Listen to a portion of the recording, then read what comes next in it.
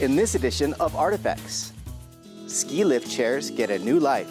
If they can have something that represents that sport for them year-round and at their house, I think it's something that is pretty powerful. Paper sculptures with movement. That's what this art does. It engages the viewer not only to look, but to participate. You know, it just keeps evolving, and that's the beauty about this art. Porchside concerts. I just recommend that people do something, you know, that they can share and maybe brighten somebody else's life. We need it. And an interactive puppet installation. I think a work of art needs to be open-ended. Not everyone comes in knowing precisely the concept of the work. It's all ahead on this edition of Artefacts.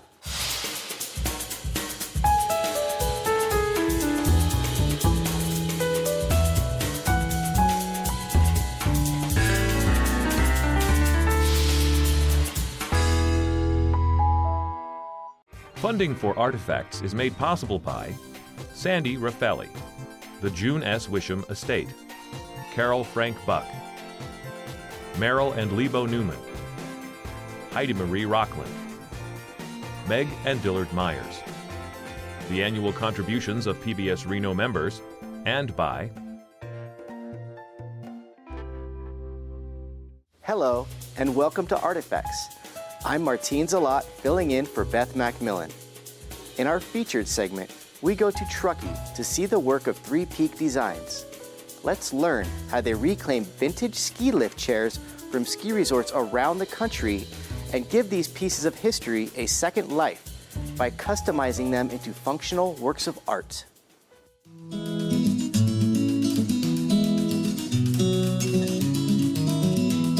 Three Peak Designs is a company where we source and refurbish vintage ski lift chairs. So we source chairs, most of them from the 1970s, and kind of bring them back to life for people's homes.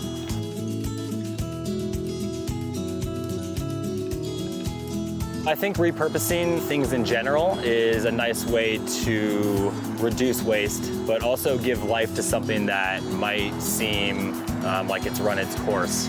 And so I think it's just a unique way to kind of bring a product back to life and also use it in a different way. The ski chairs, as everybody knows, are connected to skiing. And people in the Tahoe community and outside of the Tahoe community and other ski towns are obsessed with skiing. And so if they can have something that represents that sport for them year-round and at their house, I think it's something that is pretty powerful.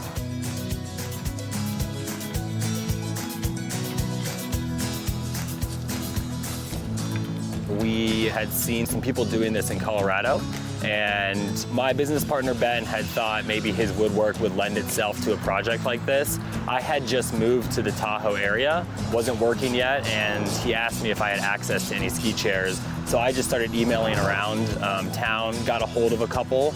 Turned out they looked pretty cool and we finished them up, and so we turned it into a business. The business is mainly set up here in Truckee, Tahoe. We do a lot of the fabrication and installation here in Truckee, Tahoe, but the woodwork is done in San Francisco where my business partner lives. Ben does all of the woodwork, the new slats and the wood designs in his shop, and then we bring all of those up to Tahoe, and I then install them here on location and then deliver them to the customer's house, which has mainly been in the Tahoe area, but has been as far as Bozeman, Montana.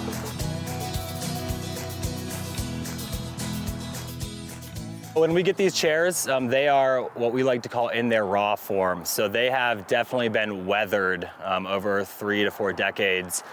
So all of the paint is chipped off. There is a decent amount of rust on these, and there's a lot of work to be done if they want to be brought into the home as a statement piece.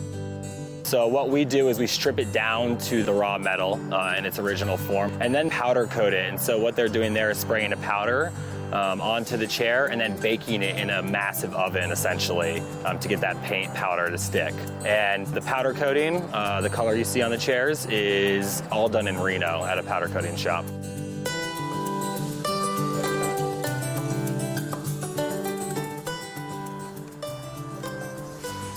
Our ski chairs have lived on the mountain for over 3 decades, and they aren't really just an object. They have a lot of memories tied to them. They're kind of a unique place.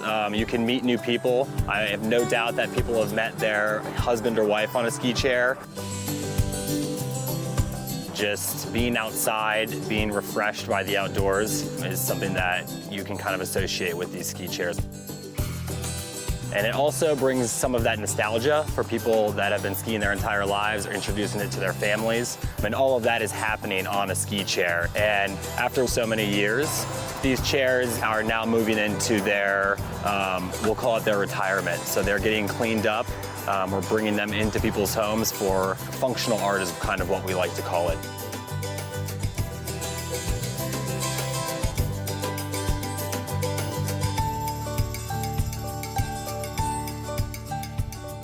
It's kind of amazing to watch these chairs end up on the front porches of people's homes. This sport is that important to people that they want to show that this is something they care about and that this is a skier's home. I've been skiing and snowboarding since I was in 8th grade. So working on something like this and tying my passion with the small business that I'm running has been really, really great. To learn more about Three Peak Designs, visit threepeakdesigns.com. In this next segment, artist Felix Semper makes unforgettable paper sculptures. Rather than create something stationary or solid, Semper chooses to give his work movement. Let's head to Florida to meet the artist.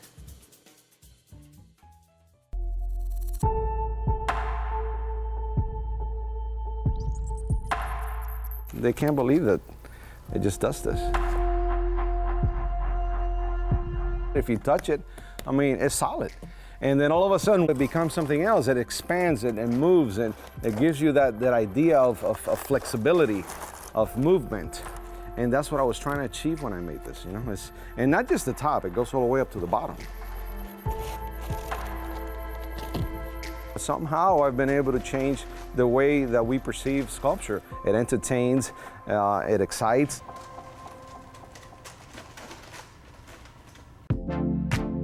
Hi, my name is Felix Semper, and I am an artist. My first paper sculpture, I glued solid, and I said, how am I going to prove this is paper? It took me about a year to kind of come up with the whole system. And once that happened, that first sculpture, I took it to New York, and I went to Washington Square Park and just kind of messed around with people. I just wanted to get people's feedback and reaction. It started going viral.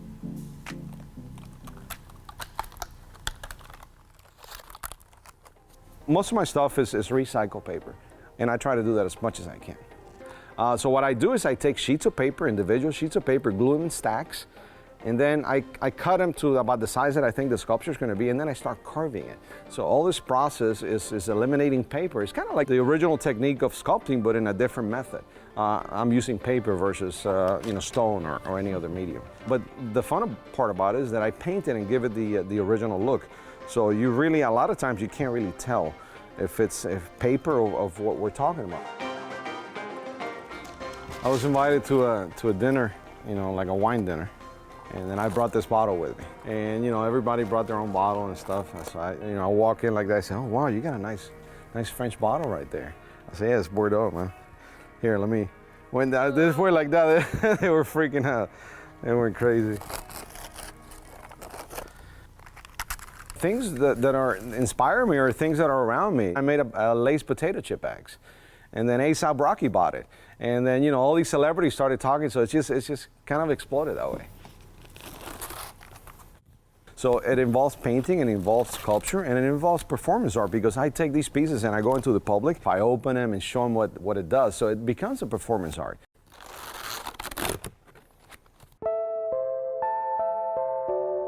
This is my new series. This is actually, I finished this not long ago. This is a flexible wood sculpture. So I said, I'm gonna make a wood that I can twist and turn, and it goes in any direction. And then of course he has a hat that is flexible.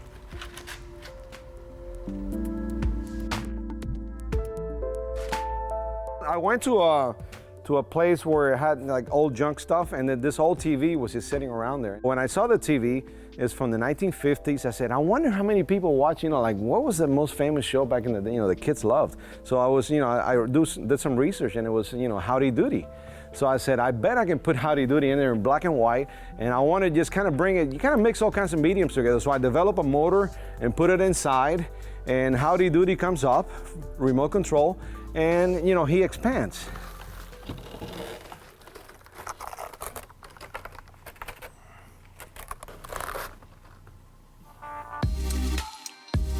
That's what this art does. It engages the viewer not only to look but to participate. It just keeps evolving, and that's the beauty about this art. And I think it expands your mind because you're looking at an object that is solid, and all of a sudden this object does something else. I can do anything, I think, with paper.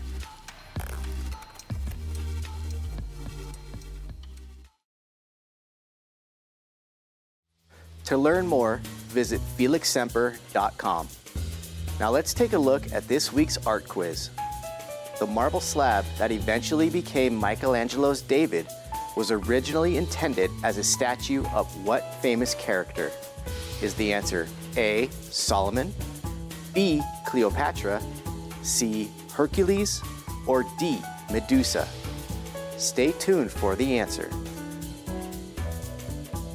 With so many venues and performance spaces still closed, many local artists have found innovative ways to share their talents with their communities, all from a safe distance, of course.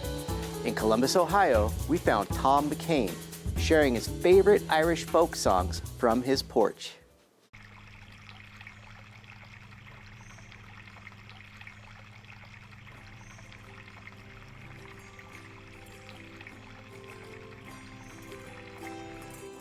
We live in this really incredible house on the edge of Overbrook Ravine, and across the ravine is City Park. Crisis came. I think I, like everybody, wanted to, what can I do? Some come to play. I'd remembered the Italians out singing, and New York City, there were people out singing, and I said, well, what do I do? I got a porch. It's too far for anything they throw to hit me, I'll just see, what happens. And that was middle March, and I pretty much played every day. There's a meeting here tonight, great God, I'm glad you came along.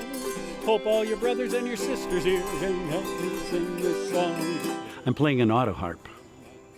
I was totally self-taught. It is probably the easiest instrument to play immediately because the chords, you just push a button and you get a A or a C. Let's hear it, meeting here tonight. I know you by your friendly face, and there's a meeting here tonight. There's a meeting here tonight.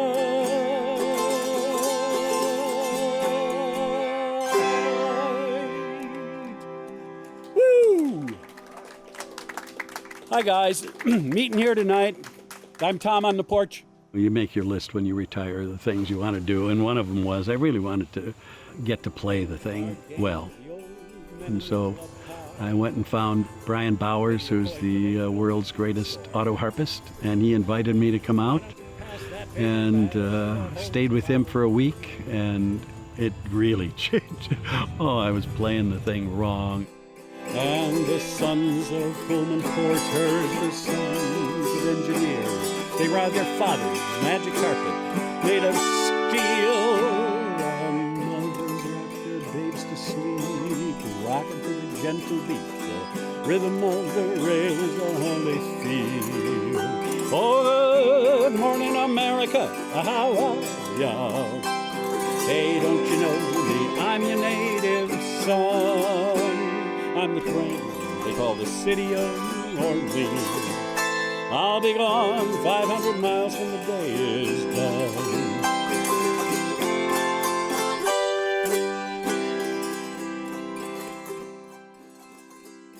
Danny boy, the pipes are calling from glen to glen, from down the mountainside. Got to Ireland and started reading about its history, and as an Irish American, we used to sing Who Threw the Overalls and Mrs. Murphy's Chowder and those kinds of things. But the more you learn about the history of a place and realize what poets and songwriters there have been in that country for forever, you really get attracted to it. And Ireland was occupied for 800 years by some other invader, essentially. And they've only been a country since 1931. Lots of troubles, lots of war songs, lots of immigration songs out of the famine. So I started learning a lot of the repertoire and fell in love with both the sad songs as well as songs about the trauma of becoming a country and of becoming a rural agrarian place into being, one of the really successful countries in the European Union now. Well, one of the songs I really love in the Irish repertoire is called Come by the Hills.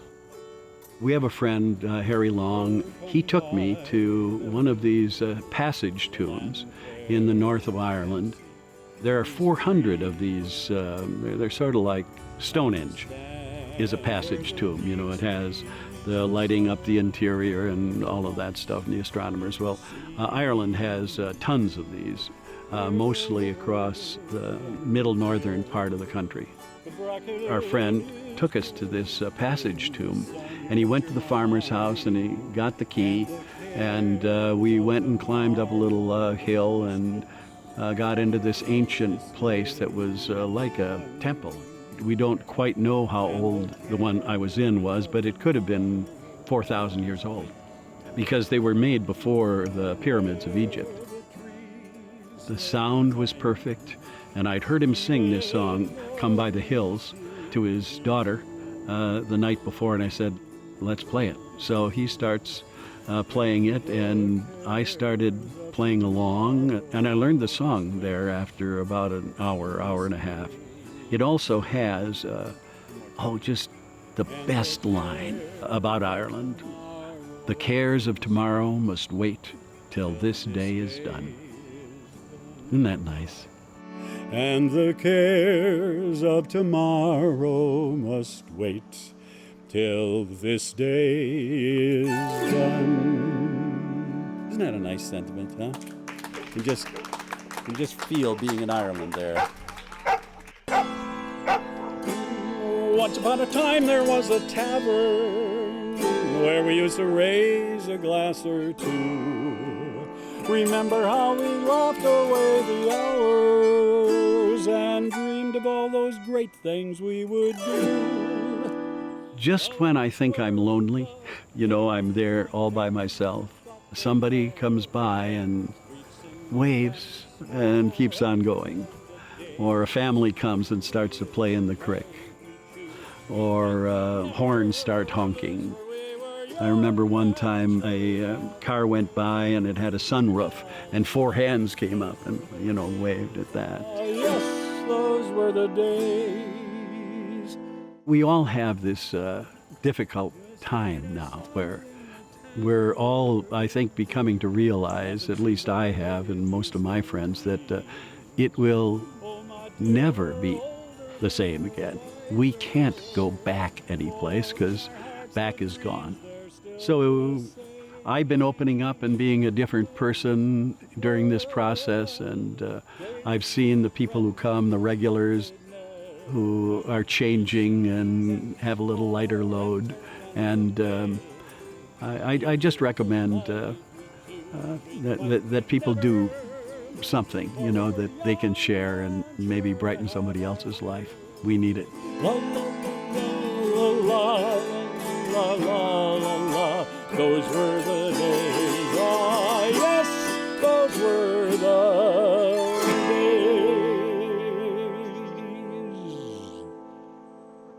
days. That's all, folks. Thanks for coming. See you tomorrow. Now let's review this week's art quiz. The marble slab that eventually became Michelangelo's David was originally intended as a statue of what famous character? Is the answer A, Solomon, B, Cleopatra, C, Hercules, or D, Medusa? And the answer is C, Hercules. Up next, we take a trip to the Pompano Beach Cultural Center in Florida to experience an interactive puppet installation. Artists Aurora Molina and Julian Pardo collaborated on this special project that reflects on the elderly in our society.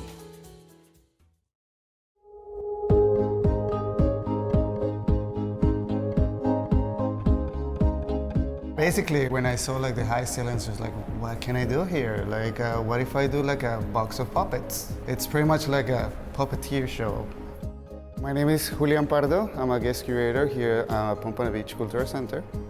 And I'm Aurora Molina. I'm an artist from Miami. Julian called me and he said there's a space, and I'm very open to always collaborate. He's a dear friend of mine, so we said, okay, let's tell me about the space. We considered that we wanted to do an interactive installation. My grandmother was a seamstress, so all my craft, all that attachment to the thread also brought in part of the, the making of the work. So I think it comes from a personal exploration to dealing with my grandparents. I started to do a photography series, sort of like capturing their daily routine. And then I left to Spain to do my master's, and I sort of like started to pay attention since I was away. And they were 90, 92. And I think I was getting ready to sort of let go. My family had been very conscious about taking care of them, so they were with us at home and very involved. And when I left, I think I had that longing, like they were left behind. And I remember just, looking around and having this moment where I was realizing how detached we were. And I was traveling to other places, and I kept paying attention to the elder. I connect with her as well. I live with my grandpa for like 10 years in my house. So all that like connections makes everything like, okay, let's do something that we can show the people to look up for the elders.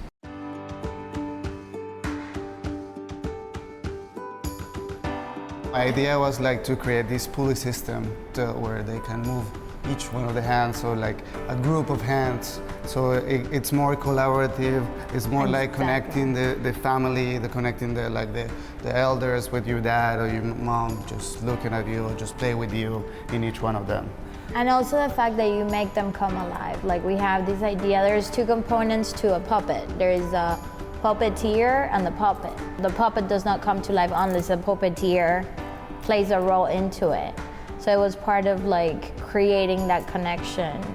In general, the idea of the whole show, the whole concept, one, it's to create that interactive approach and bringing them to life, and second, it's to keep the conversation going. Conceptually, it's like instead of looking at them, you have to look up to them, because that was the purpose of making them 8 feet tall. So you literally are looking up to them. I started to study like what kind of population is around this center. Most like it is Haitian people, Latin American, like they speak like different languages. So one of my ideas is to reach more to those communities. I translated to like Spanish, English, and Creole. So that's why we have like the text on those 3 languages.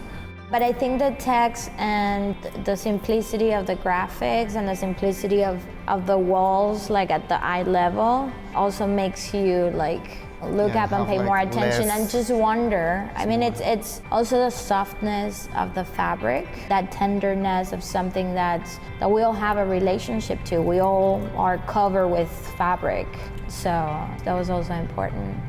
I think a work of art needs to be open-ended. Not everyone comes in knowing precisely the concept of the work and understanding there's a narrative behind it other than being a pretty picture. All these ideas should spike your curiosity.